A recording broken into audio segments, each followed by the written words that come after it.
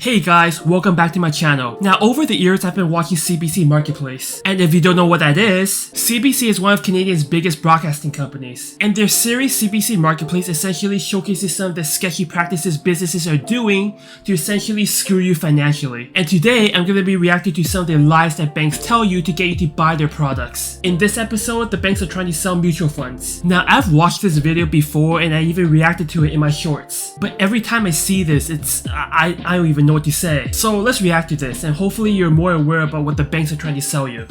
Okay, here we go.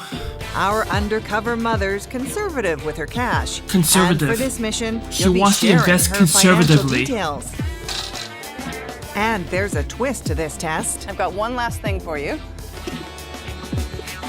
Oh, look at that. $50,000 in $50,000. I can guarantee you that financial advisors would be drooling over that money. And plus, this is like 2014. 50,000 in 2014 is what? $500,000 now? Of course not, but you get it. The inflation in the past 2 years has been crazy. There you go.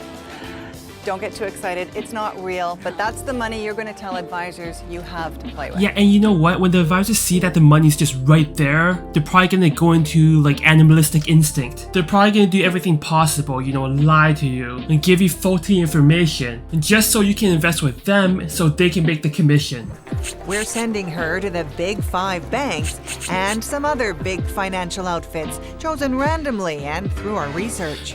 Yeah, so those are the big 5 banks of Canada. Canada's essentially dominated by the big 5 banks. You have BMO, TD, RBC, CIBC, and Scotiabank. Now, the other smaller banks in this video I've never heard of before, but essentially they're all selling you the same thing, mutual funds. About 1/3 of Canadians rely on advisors, and the stakes are high. Yeah, and here's the thing, you know, a lot of people put way too much trust into financial advisors. And you really can't blame them because, well, they're financial advisors. They're supposed to know how to invest your money. On paper, they're supposed to look out for your best interest. So if you get a good financial advisor, everything's great. But the problem are those sketchy financial advisors that only care about their pockets, which I'm sure we'll see later on in this video. I lost my house and Oh my my marriage God. and the family, all because I trusted a financial advisor. Yeah. It got me upset because I planned to retire quite comfortably. Oh, this is so The right sad. questions were not asked for me to make an informed decision. Yeah, you know, a financial advisor, a good one, should be asking you the right questions. The question should be, for example, what's your risk tolerance? Do you have any debt? This way, the client can make an informed decision on his or her financial situation. Hi, Preet. Nice to see you. Nice to see you again. Helping us assess Melissa's visits, Preet Banerjee, a financial expert who Ah, knows the curious what he world has of to say. financial advisors, because he used to be one. Ooh, so he knows the ins and outs of this industry. I have a funny feeling that we're going to see some scenarios that I'm not going to like. Yeah, me too. First up, what do they tell Melissa TD about Bank, debt? one of the big 5 banks What in is the credit Canada. limit and what do you have outstanding? Remember, Melissa owes about $100 grand. Our expert says advisors should tell her to use some of that inheritance to pay down that debt. Right now, we're in a low interest rate environment. Even investments aren't projected to grow very quick right now. And if Melissa is conservative, which she sounds like she is, then there is merit to actually paying down the debt.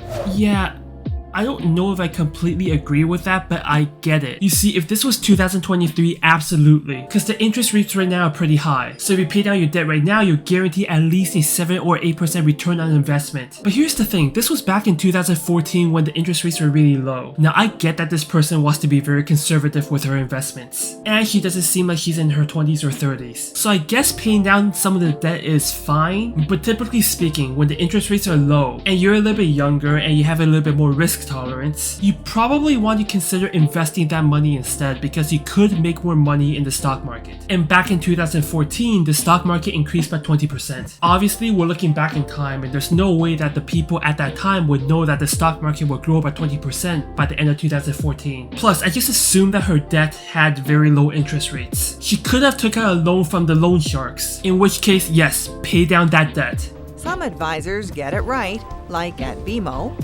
You need to kind of save for a rainy day, as well as, you know, Let's pay down your debt as soon as possible. Okay. At least this financial advisor is giving some actual advice and not just shoving a product down her throat. This guy does say to pay that debt down, but there's no rush. Well, You are going to be in debt for the rest of your life. what?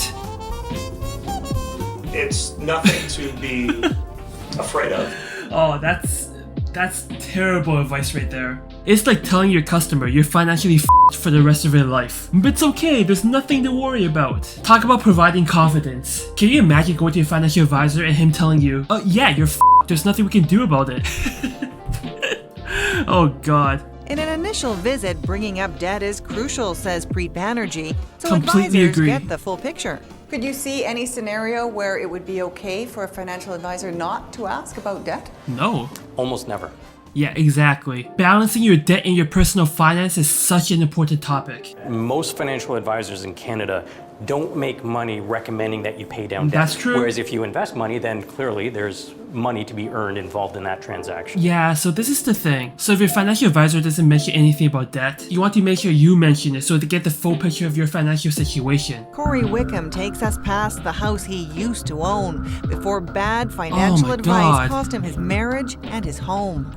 I'm gonna have to declare personal bankruptcy. Oh man, I feel for this guy. You see, you put all this trust in someone that's supposed to be helping you financially, but they end up f***ing you financially. And not only that, you lose your family too. Oh my god. His advisor convinced Corey and his wife to sign up for loans, I loans? put all my faith in him. For what? then invested that borrowed cash. Oh my goodness, that's terrible. Oh my god. You see, I watched this video before, but I forgot this part. Guys, you never want to get loans to invest that money, especially when you don't have much experience investing. This is an extremely high-risk maneuver. Here's one loan for $106,081. Oh my goodness, 6-figure The loan. That's a lot of investments money. tanked, and the lenders came looking for their money. Oh my god, I feel for this guy again, really. You know, by screwing this guy financially, the financial advisor is making bank. First, he gets the commission for the 6-figure loan, and he gets the second commission for selling him mutual funds through their loans? God damn, I mean, I'm sure there's great financial advisors, but stories like this just makes you take a step back and think about it. Like, is the financial advisor screwing me, or is he really trying to help me here?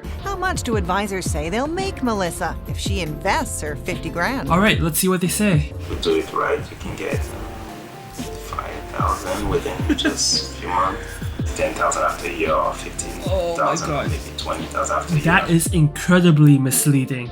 He seems so confident that after a year the investments would grow by 30%, which is not a guarantee. I mean, it's possible, but you can't say that to a customer because you're just not sure. So you're laughing.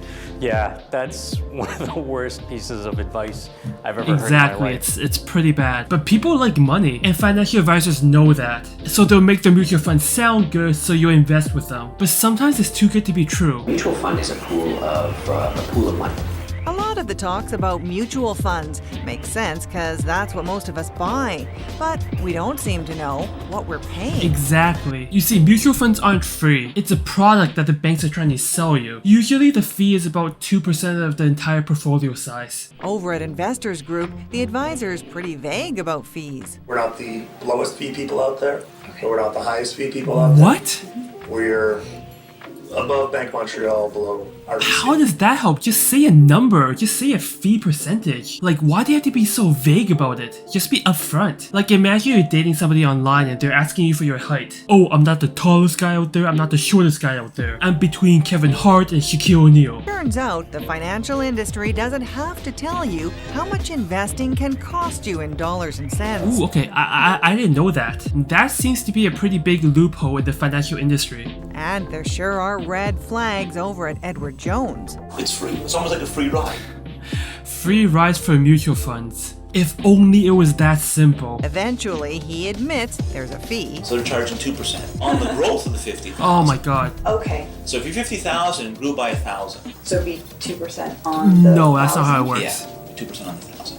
Oh my god. Again, mutual funds charges you a fee on your entire investment on the mutual fund. And there's no way this guy doesn't know. It would only be on then what that 50,000 It has to be. done. Correct. Oh my god. Yeah. Kind of neat, eh? Yeah. It's complicated, but it's neat. It's not that complicated. It's just 2% of the entire $50,000. Come on, you can't. You're a scumbag, that's what it is. You're a scumbag. And when she heads to RBC to ask about fees, Is it just on what we're making, or is that of our full amount that's in there? That fee is There's no way you don't know. It's on the percentage of returns Okay. of the fund. Ugh. Same as the last guy, he's saying the exact same thing. See, this is how they lie to you and make it seem much better than it actually is. Now, I'm not saying that mutual funds are terrible, although I do prefer ETFs over mutual funds. Cause you know, lower fees, much more liquid, and the fact that most actively managed funds cannot beat the market in the long run. So it's like, sorry, I just want to make sure. Oh my god, it's your job, you should know it right off the bat. Come on, man. Find like a easy definition. Yeah, an easy definition will be a percentage for the entire investment of the fund. How can you be a financial advisor if you can't even answer the most basic questions about the fees for mutual funds? There are a lot of great financial advisors That's out very there, true, but there are yeah. a lot of bad ones too, which is why it makes sense to take the time to try Yeah, and that's find the very best true. A one for lot you. of financial advisors are great. We're just seeing some very sketchy examples today, to say the least. And you know, it is unfortunate that there's people like this in this industry, but it doesn't represent the entire industry in general. So if you do decide to go with a financial advisor with your financial needs, make sure you do your due diligence. Because you know, you are putting your financial situation at risk. So what you want to do is you want to make sure that you work with a reputable financial advisor that can get you ahead financially and is there to give you financial advice that looks out for your best interests. Why aren't any of the financial organizations sending in hidden cameras and just testing their own personnel like we Yeah, did? I'm curious. That's a good question. I think they might be afraid of what they might see. I think they already know that there are a lot of issues out there. Yeah, I think they know already, but all they care about is profits. So as long as the financial advisors can sell the products, I don't think the banks really care how they do it, even if it's unethical. Yeah, so that's it. Thank you for watching my reaction to this video. If you learned something today or enjoyed my content, please remember to subscribe and like this video for YouTube algorithm. I post financial tips in my long form content and financial comedy in my shorts.